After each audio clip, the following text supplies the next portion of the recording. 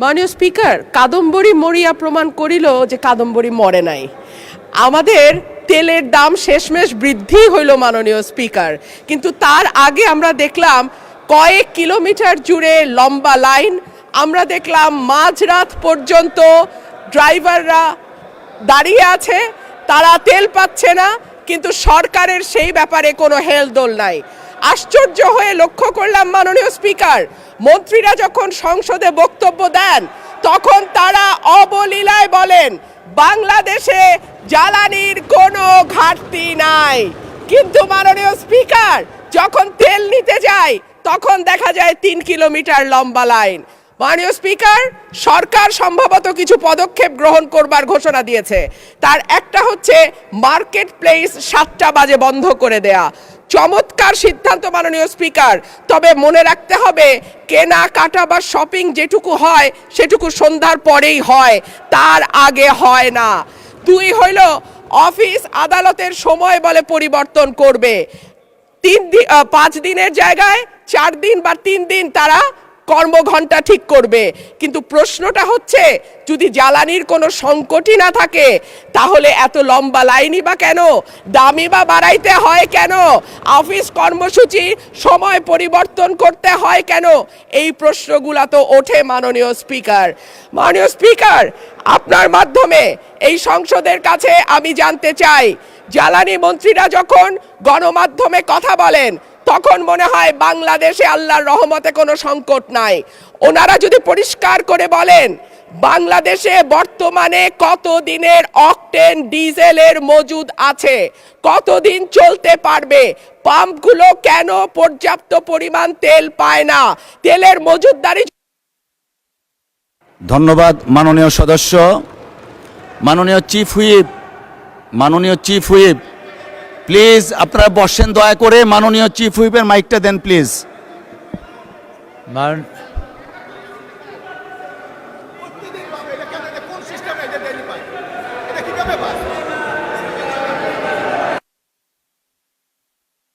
মাননীয় সদস্যবৃন্দ,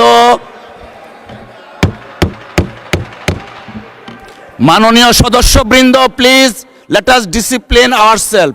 মাননীয় চিফ হুইপ আপনি দাঁড়িয়েছিলেন।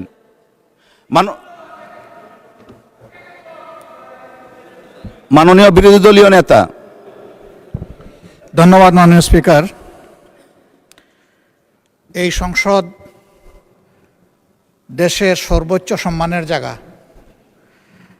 যারা এখানে নির্বাচিত হয়ে এসেছেন দেশের জনগণের সমর্থন, ভোট, ভালোবাসা, শ্রদ্ধা নিয়ে এসেছেন।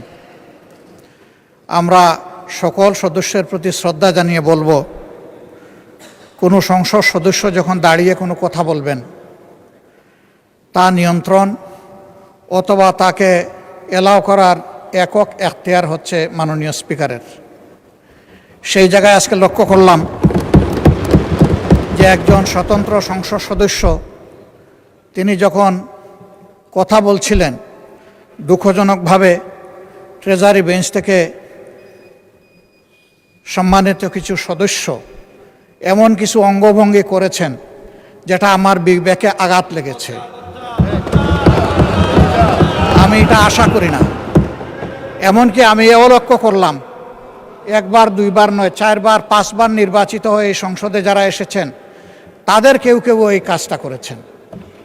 আমি এখানে তাদের নাম বলে আমি নিজে লজ্জা পেতে চাই না। আমরা প্রথম দিনই অনুরোধ করেছিলাম ভালো কিছু সংস্কৃতির চর্চা হোক এখানে, এবং আমরা শিখতে চাই। আমরা জাতিকে নিজে শিখব, জাতিকেও আমাদের সাথে উদ্বুদ্ধ করব।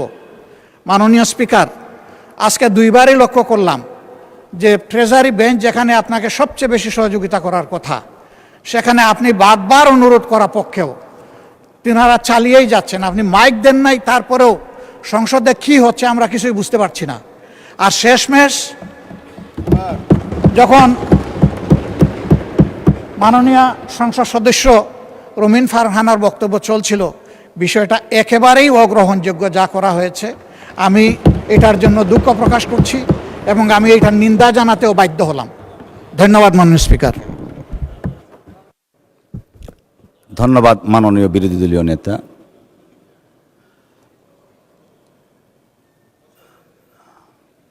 মাননীয় চিফ হুইপ কিছু বলতে চাচ্ছেন? প্লিজ। জি না না যান, আপনি যান। মাননীয় স্পিকার, বিষয়টা হলো যে এই বিষয়ের এখানে যে প্রশ্নটা উঠছে যে মাননীয় সদস্য আমাদের মনিরুল হক চৌধুরী সাহেব 7 বার নোটিশ দিয়েছেন, কিন্তু তিনি একবারও পাননি, কথা বলতে পারেননি। আবার অনেকেই নোটিশ দিয়েছেন, একবারও কথা বলতে পারেনি। আবার কেউ 2-3 বার কথা বলছেন। তো আপনার সিদ্ধান্ত চূড়ান্ত, এই ব্যাপারে সঠিক আছে। মাননীয় বিরোধী দল নেতা অত্যন্ত সুন্দর করে সঠিকভাবে বলেছেন যে আপনার সিদ্ধান্ত চূড়ান্ত। কিন্তু মাননীয় স্পিকার, এই যে রুলিংটা, সেটা 1996 সালের 8ই আগস্ট সেই রুলিংটা দেওয়া হয়েছে।